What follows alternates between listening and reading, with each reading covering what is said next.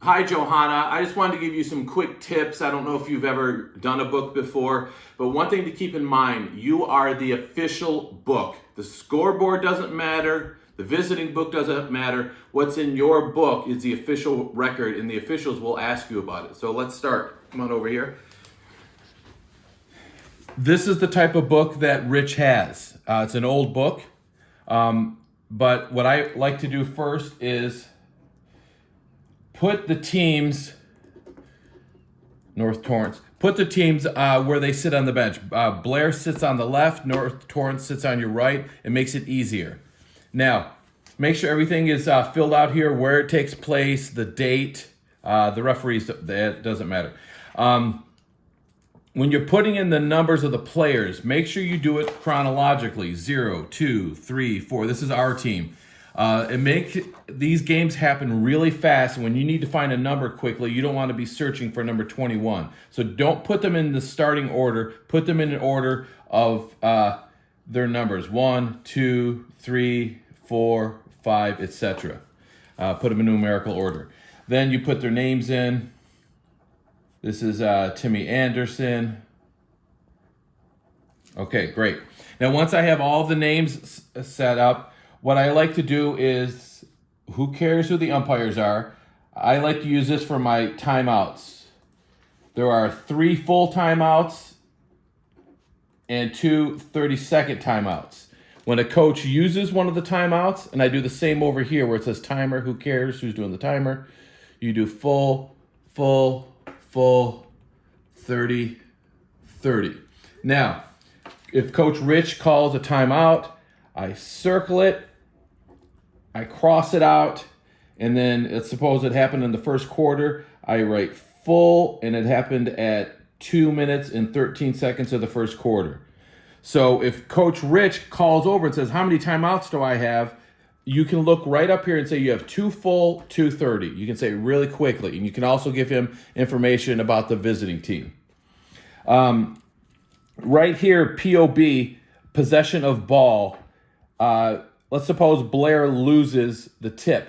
I immediately put Blair in here because Blair is going to get the next tip. And right next to it, I write tip. That's what caused that. Then let's suppose North Torrance gets the next ball. Just use a North, and then I put at the 131 mark, there was a jump ball.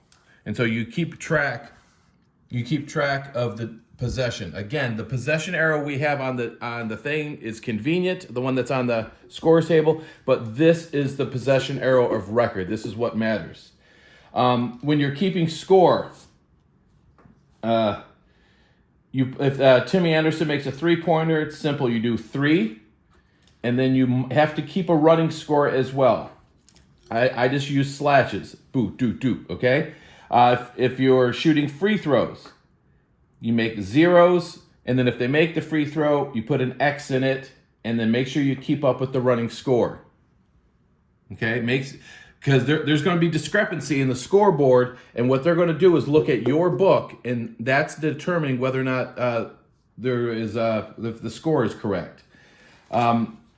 Here are personal fouls.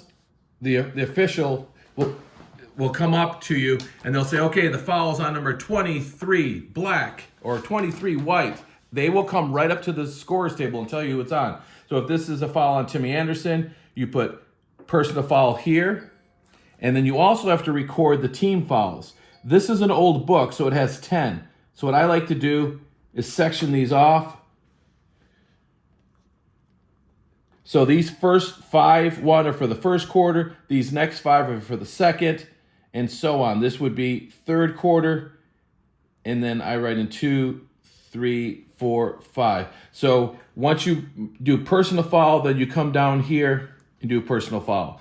Again, the scoreboard has how many fouls there are, but that is irrelevant. This is what counts. And make sure you do the same thing over on this side as well. You just section it off. Now, if a player gets a technical foul is also a personal foul. So you would you would cross off the technical foul, and then you would add a personal foul, and you would add a personal foul. All right? Now, at the end of each quarter, let's suppose they only scored 4 points here for the quarter, you write the number 4 in an empty spot, you circle it, and then you put a line through the whole thing so you don't accidentally put more points in here.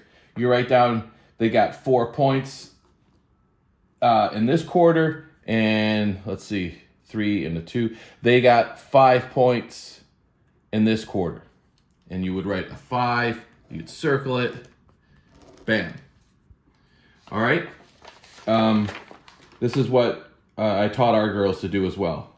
So you keep track of each quarter, and then you put, this is the running total. So if they happen to get 6 points in the second quarter, then this would be an 11.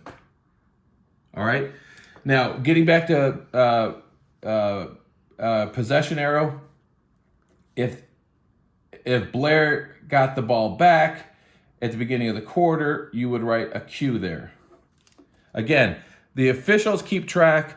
There's an arrow that keeps track on the scores table, but this is what they will go to if there's a discrepancy. So make sure everything is all set out, and do not be afraid to ask questions. If the official comes up, fouls on number 7 blue, say, hey, I didn't get that number. If you can't get the official's attention, have the scorer hit the horn. Do not move on and try to guess what they said. Just have them come back up and clarify. They're more than willing to do that. So just make sure everything's all set. And then that's it. Make sure Blair's on the left, North Torrance is on the right, because when you're ready, this game happens very, very fast. There'll probably be close to 100 points scored on either side. So you are constantly going. And I don't think I have any other things to tell you, because you probably already know how to do this. You do not keep track of turnovers. You don't care who the referee is. You put your name here on the score and put the date. You don't care who their coach is. That's it. Good luck. Make sure you text me in between quarters. I want to know the score while I'm eating dinner with my in-laws. Bye.